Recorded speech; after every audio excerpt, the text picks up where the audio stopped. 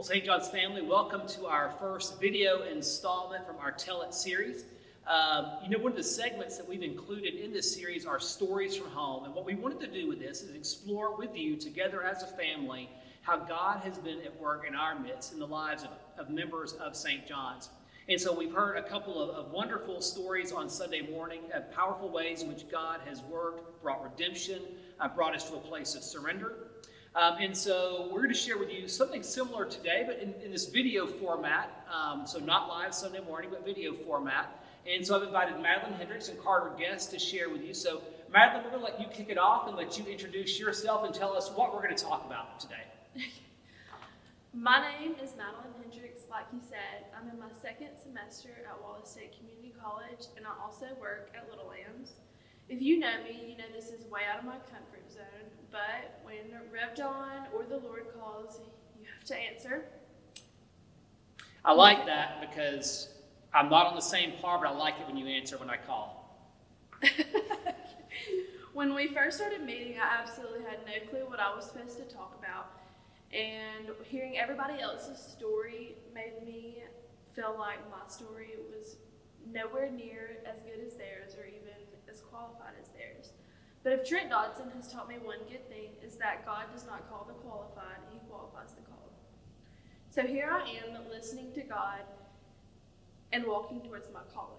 An area where God has been at work in my life is through relationships. I know not many people will agree with me when I say this, but high school was some of the best memories I've had this far in life. From Friday nights in the student section to Saturday mornings taking the ACT, well, probably not that, but and everything in between. I think what made high school so enjoyable for me was the relationships. Looking back now, I realized that God was at work through those relationships. I learned that a good friendship could bring joy in tragedy. Carter and I, along with many others, learned this in a difficult way. A couple things that, Madelyn. I love what you said, actually, that sort of confession is that when you heard the other stories that were being shared, that you thought, well, maybe yours didn't measure up. But that's kind of the whole point of this, is we've heard some pretty dramatic stories.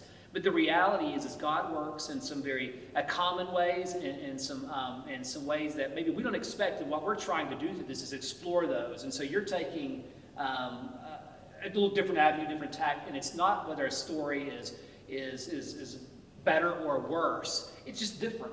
And so the story that you guys have to share is incredibly powerful and speaks in some incredibly important ways for certain people. So we always remember that. We don't diminish our stories.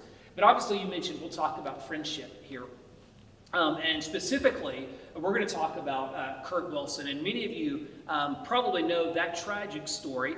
But if you don't, I'm going to let Carter just refresh our memory on that for a moment. Carter, I guess you can introduce yourself as well. I think I skipped that. But go ahead and introduce yourself and tell us a little bit about Kurt's story. My name is Carter Guest, and I actually help Ronnie with the tech team. If you don't know who I am, that's a good thing because nothing's messed up on Sunday mornings. I am in the background just helping everything go successfully and smoothly as possible, and I also play the drums on Sundays. But the situation with Kurt, it was 10th grade year, and he was in the car with his mom, and they were on 222 over there by Smith Lake, and he got hit head-on by a drunk driver, and Kurt passed away. There was no saving him, and it was just a terrible situation for everybody.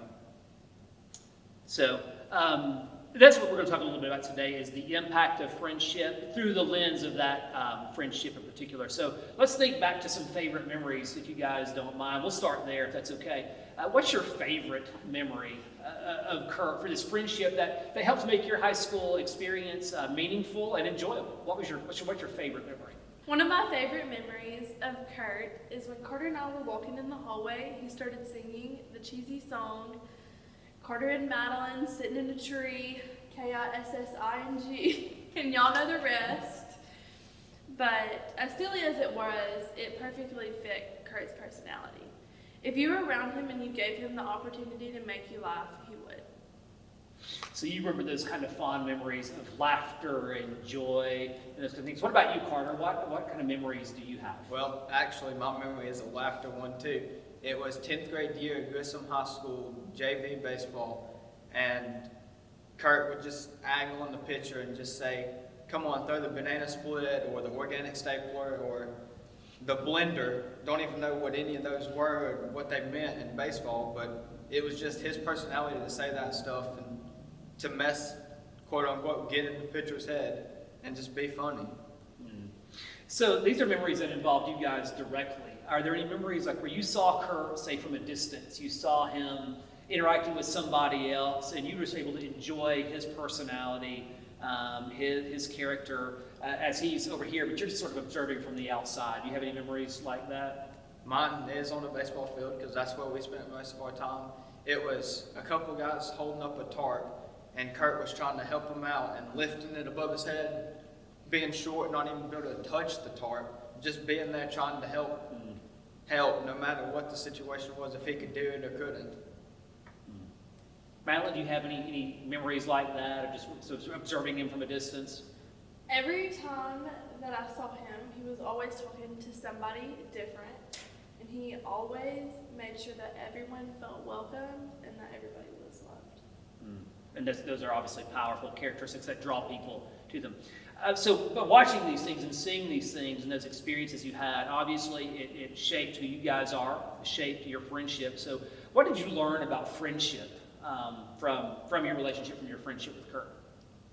Well, Kurt was just always an encourager. He went out of his way to help somebody out. He always did something that nobody would even think of. Like, he'd see a homeless man. His mom told me this story. He saw a homeless man and he said, "Mom, how can we help him? What can we give him to help him out?" And there's a story about our childhood in elementary school. He would get a Lunchable every day from his mom, and whatever he didn't eat, he would find somebody, give it to him, and just be sweet and kind. No matter how old he was, it was always in his heart to help somebody. I think my relationship with Kurt taught me that I needed to be more genuine and intentional in my relationships. Yeah. Do you see that playing out at all now in any kind of relationships that you have, friendships you have? Definitely, I do. I find myself wanting to make sure that everyone feels welcomed and that I'm more, like I said, intentional in my relationships. Okay. We know that Kurt's legacy lives on not only in friendships like you had with him, but also in our community as well. Carter, can you just remind everybody of how his legacy continues to live on today? So his mom started Kurt's Closet, and it's where she gets donated clothes from people in the community to give back to people who need it most. And it would be something Kurt would do, and he'd be so happy to know that she is doing that for him and for other peoples, because that was him, help everybody possible. Yeah. And so as you may or may not remember, that ministry has moved to what is the former Little Lambs Preschool just down the road here from St. John. So we're excited about that, and obviously want to keep them in our prayerful support as well. We did this exercise, though, because at the end of the day, we believe that God is working to these things, and so and that God is drawing us close to Him. And so our last question for these guys is, how do you think God was at work in this friendship? What was He teaching you about friendship? Not to be selfish, to always put others first. Just on the baseball field, off the baseball field, Kurt always put others first. He wanted somebody else to succeed before he did.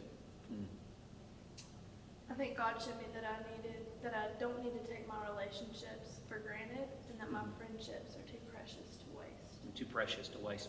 And I love taking that concept of how precious those moments are with the fullness of Kurt's legacy. You talk about that moment with the homeless man and how important that was.